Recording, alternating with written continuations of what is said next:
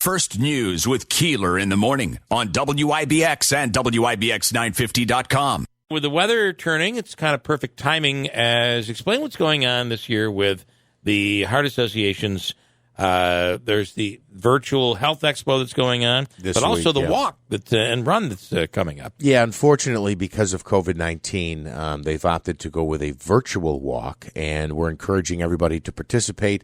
It's coming up this weekend on Saturday. I believe MVCC is actually doing their walk on Friday, but we want to encourage people to get out there and still do the walk. Participate on your own. There's several trails. I know they're recommending the 840 Trail, Mohawk Valley Community College walking on Friday.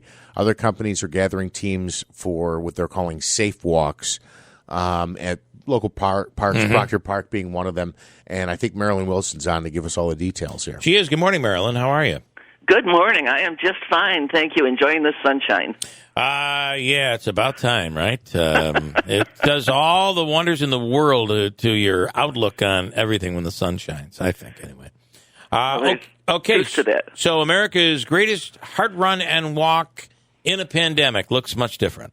Well, it does look a lot different, and while this is a tradition in the Utica area, we're hoping that everybody will be able to get with these new things that we're doing, raise some money for the American Heart Association, and get out there on Saturday and take a walk. Yeah. So how do you do this? You sign up? I mean, what's the procedure? Go to the website? You need to go to Utica-Heart-Run-Walk.org.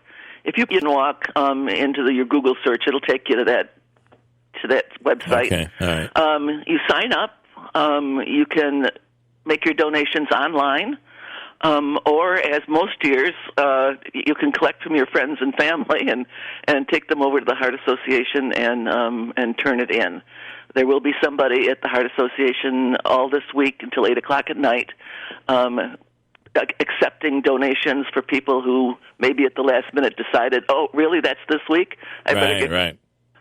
Yeah, this is really hard on nonprofits. The whole year's been hard on not-for-profits, and it's good that no one's given up yet. Yeah. There's been a lot of virtual walks, there's been a lot of virtual events, and thank goodness that we have the community that we live in, this very giving community who cares so much that we're going to keep this whole thing going. All right. Well, obviously, it's something very special to us here at WIBX, the way that this all began many years ago. And, it would be 50 years ago, and we know that we celebrated for the radiothon, and Art Association still wants to thank WIBX for all they have done to make our work easier here in the Valley. Thank you, Marilyn. And, an amazing and an odd way to celebrate 50 years of the Heart Radiothon. I just want to mention, as in years past, for those who are fundraising, there are some incentives from the Heart Association. More information on this, by the way, as you mentioned on the website, Utica-Heart-Run-Walk.org. $30 donation gets you a bib for the and for $150 you get a T-shirt, and for $200 we've got a lawn sign for you to put out that says I'm a walker. And nice. So maybe your neighbors then can see your sign, and we can continue to fundraise. So we want to thank everybody as well who participated in the Treadmill Challenge. It was a longer form one this year that ran several weeks. I am over my 50 miles, I can say, and I am over my $500, so I'm excited about that. Andrew, can we say the same for you? No, we cannot. We cannot yet. No, not yet. Not being yet. The key word. He was there, but he started walking backwards, and it just took him right now back. Now I got to do 1,000. Yeah, now he's got to go do it all over 1,000. Again. So, and then, Marilyn, can you also mention the expo, which virtually kicked off yesterday? It did. It kicked off on our Facebook event page, and every day this week we've got a different topic. Like yesterday was nutrition. Today is children's health, and one of our Red Cap ambassadors, 10-year-old Michaela, is going to be reading a story on our Facebook page, our events Facebook page. The other days will be movement and fitness, mental health and well-being, and financial wellness. The Utica Heart Run and Walk is one of the few places in the country that have an expo, and so we didn't want to not do something this year that could be seen for education, for people who are still wanting to be involved in America's Greatest Heart Run and Walk. So this is what we're doing this year. We're certainly hoping that next year everything will be in person. We've all got our fingers crossed for that.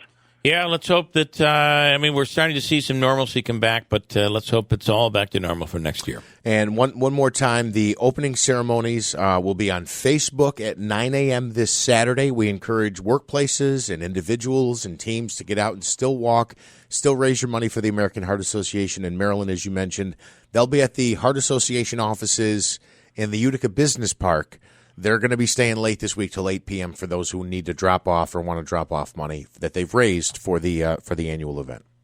They are, and while the day of the run walk has been changed, we're trying to bring the awareness that it is this week, and we would like as many people as possible to get out there, walk. I mean, it's a Utica tradition.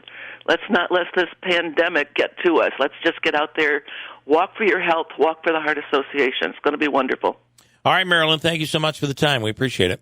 Thank you for your time. You have a great day. You do the same. Marilyn Wilson with Holland Farms and the American Heart Association, America's Greatest Heart Run and Walk, and, of course, the virtual expo going on this week. Yes, and the virtual walk Saturday. Once again, the website, sign up, uticaheartrunwalk.org. And, Bill, we spent a lot of time talking about COVID, but still, the number 1 and number 5 killers in America, heart disease and stroke. So, all right, got a break.